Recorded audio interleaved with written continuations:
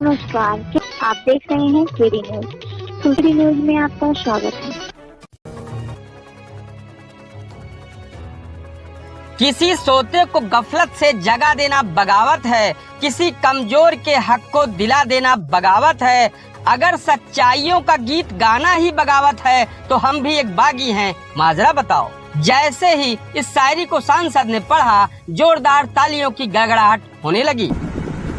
मैं कभी कभी एक शेर पढ़ता हूँ, किसी सोते को गफलत से जगा देना बगावत है, किसी कमजोर के हक को दिला देना बगावत है। अगर सच्चाइयों का गीत गाना ही बगावत है तो हम भी एक बागी हैं, मेरा मजाक बगावत कोई ये है उत्तर प्रदेश के कैसरगंज लोकसभा के भाजपा सांसद बृजभूषण शरण सिंह, जिन्होंने अयोध्या के एक निजी होटल में प्रेस वार्ता कर राज ठाकरे के खिलाफ हुंकार भरी है। शरीर में खून का एक भी कतरा शेष रहेगा तो इस्लाम को नहीं होने दूंगा। और मैं आज बधाई देना चाहता हूं, स्वर्गीय अटल बिहारी वाजपेयी नहीं है हमारे बीच में, और जब मैं अपनी ये भावना लेकर के पहुंचा तो 2 मिनट के अंदर अटल जी ने फोन करके हमारे जिले का नाम लिया। मेरा स्वभाव है अन्याय का विरोध। आज हम यहाँ तक पहुंचे हैं तो हो सकता है तमाम अच्छी चीजें हो, बुरी चीजें हो, तमाम अच्छी चीजें हो सकती, बुरी चीजें होती, लेकिन मेरा जीवन में एक सिद्धांत था कि शरीफ से मत टकराओ और गरीब से मत टकराओ, शरीफ से और गरीब से मत टकराओ। और वही उसी सिद्धांत के नाते आज यहाँ पर बैठा हूँ और मुझे कोई परवाह नहीं, कोई मतलब न निकाले इस आंदोलन का। ये उत्तर भारतीयों का आंदोलन है और स्वाभिमान के लिए है और अन्याय के विरोध में है। अन्याय का विरोध करना चाहिए और हम करेंगे, और हमारे साथ अकेले हम नहीं हैं। आज किसी को ये गलतफहमी नहीं होनी चाहिए कि मैंने 5 लाख कहा है तो 5 लाख नहीं होगा, ये गलतफहमी नहीं होनी चाहिए। मैंने तैयारी बैठक की थी, मात्र 12 घंटे के काल पर जो है 1 लाख आदमी वहां पर इकट्ठा हुआ था और मैं तो ऑप्शन पर ऑप्शन देता जा रहा हूं। ये मैंने पहला ऑप्शन दिया कि आप उत्तर भारतीयों से माफी मांग लीजिए।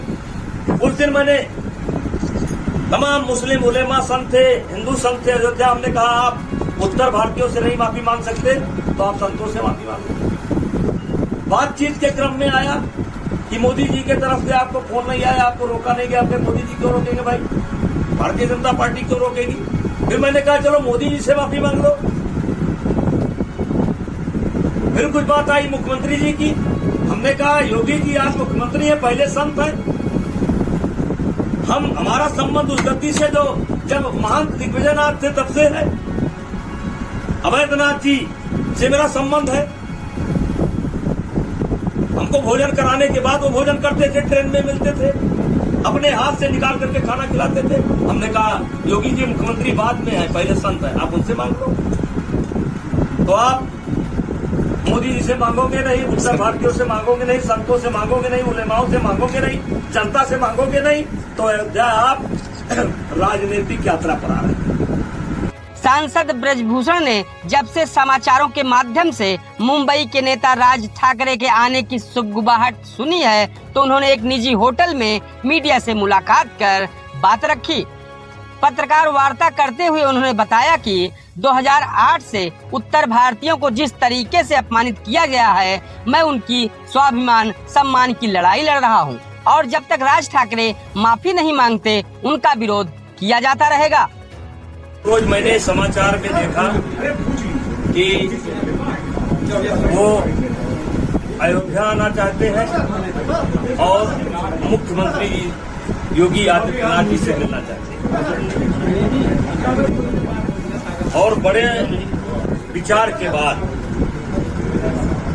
मैंने बड़ा सोच विचार किया कि विरोध करूं कि ना करूं, लेकिन मैं अपने आप को रोक नहीं पाया और मैंने एक निवेदन किया कि जब तक राज ठाकरे उत्तर भारतीयों से माफी नहीं मांगता है तब तक हमारे मुख्यमंत्री जी को नहीं मिलना चाहिए। और एक साथ ही साथ मैंने बोला कि जब तक राज ठाकरे उत्तर भारतीयों से किए गए दुर्व्यवहार के लिए, अपने कार्यकर्ताओं के द्वारा किए गए दुर्व्यवहार के लिए खेद नहीं व्यक्त करते हैं, माफी नहीं मांगते हैं, तब तक हम उनको अयोध्या में नहीं आने देंगे। आज स्थिति ये है कि यदि राज ठाकरे उत्तर भारतीयों से माफी नहीं मांगते हैं तो हिंदुस्तान के कई प्रांत ऐसे हैं जिनमें वो पैर नहीं रख सकते, और अयोध्या तो भूल जाएं कि बिना माफी मांगे वो अयोध्या आ पाएंगे। ये सबके मन में एक पीड़ा थी, वो चाहे केरल का निवासी हो, चाहे तमिलनाडु का निवासी हो, चाहे बिहार का हो, चाहे बंगाल का हो, चाहे यूपी का हो। देश में धारा 370 लागू थी जम्मू कश्मीर के अंदर, और किसी भी प्रांत में धारा लागू नहीं थी।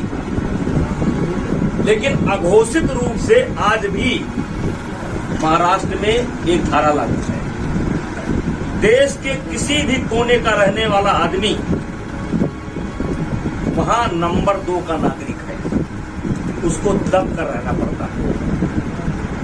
भैया जी कह करके उसको बुलाया जाता है, अपमानित किया जाता है। और इसलिए मैं ये तय कर चुका हूं, और मेरे साथ लोग, मेरे साथ जनता है। मैं पूरे दौरे पर निकला हूं। 2-3 रोज के अंदर उत्तर प्रदेश कंप्लीट करके बिहार जाऊंगा। 4 प्रोग्राम मेरे बिहार में है, फिर झारखंड में है, फिर हरियाणा में है। ये सब कवर करके, और किसी को संदेह नहीं होना चाहिए। पत्रकारों से वार्ता करते हुए उन्होंने कहा कि एक रोज उन्होंने समाचार में सुना कि राज ठाकरे अयोध्या आना चाहते हैं और मुख्यमंत्री योगी से मिलना चाहते हैं, और बड़े विचार के बाद मैंने अपने आप को रोक नहीं पाया और उनका विरोध करने के लिए तैयार हो गया। हम ये कहते हैं हो सकता है कि पूरी बात ना मालूम हो, मैं उनको मालूम कराऊंगा। देखो आप 70-80 हजार लोग प्रभावित हुए। मेरे पड़ोस गांव के 300 लोग रहते थे, आज देखिए घर में, मैं प्रमाण दे सकता हूँ। आप देखिए संत कबीर नगर के राय साहब जेल में पीट करते। महिलाएं, लोगों ने कहा कि हम तब तक हमको केवल रहने दो जब तक हमारे घर में डिलीवरी है हो जाए। मनसे के कार्यकर्ताओं ने डिलीवरी का मौका भी नहीं दिया और ट्रेन को बैठा दिया, और इसलिए ये आंदोलन हुआ। जब तक उत्तर भारतीयों के किए गए दुर्व्यवहार के लिए माफी नहीं मांगते तब तक अयोध्या में नहीं आने देंगे। यदि राज ठाकरे उत्तर भारतीयों से माफी नहीं मांगते तो हिंदुस्तान के कई प्रांत ऐसे हैं जिसमें वो पैर नहीं रख सकते हैं, और अयोध्या तो भूल ही जाएं, बगैर माफी मांगे आ ही नहीं सकते हैं। उसको बुलाया जाता है, अपमानित किया जाता है।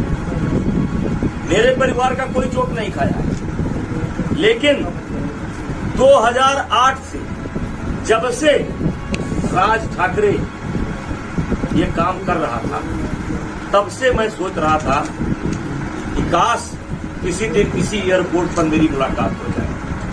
और भाइयों, मैं बताना चाहता हूं कि अगर मुलाकात हो गई होती तो 2-2 हाथ जरूर होता। दुनिया की कोई ताकत हो नहीं सकती।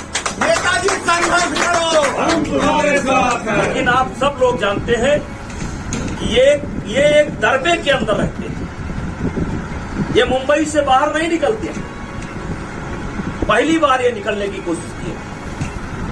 और देखिए, हमारा मानना है, जो सनातन धर्म है, हिंदू धर्म है, कि अगर इस जन्म में हमने कोई पाप किया, अगर इस जन्म में हमने उसकी क्षमा की, ये कोई काम नहीं किया, तो हमको अपने किए गए कर्मों के अनुसार दूसरा जन्म लेना पड़ता है। और ये पाप तो राज ठाकरे ने इसी जन्म में किया है। और पहला आंदोलन है, न सत्ता पाने के लिए है और न सत्ता उखाड़ने के लिए। ये केवल अन्याय के विरोध में है और उत्तर भारतीयों के स्वाभिमान के लिए है। और मेरी कोई चाह नहीं है। भारतीय जनता पार्टी के बदौलत मैं 6 बार सांसद बना, हमारी पत्नी सांसद बनी, बेटा 2-2 बार से विधायक है, साधारण परिवार में पैदा हुआ, कोई चाह नहीं है, चाह नहीं मैं सुरबाला के कहनों में गूंथा जाऊं। कोई इसको अन्यथा ना ले कि मैं किसी चाह के कारण कर रहा हूं। हमारे गोंडा जनपद का नाम बदला था मायावती जी ने, लोकनायक जयप्रकाश नारायण नगर कर दिया था। मैं अकेला व्यक्ति जाकर के मायावती जी के सामने खड़ा हो गया और मैंने कहा था, मैडम मेरे शरीर में खून का एक भी कतरा शेष रहेगा तो इस नाम को नहीं होने दूंगा। केडी न्यूज की सनसनीखेज खबरों के लिए KD news UP YouTube channel subscribe करें।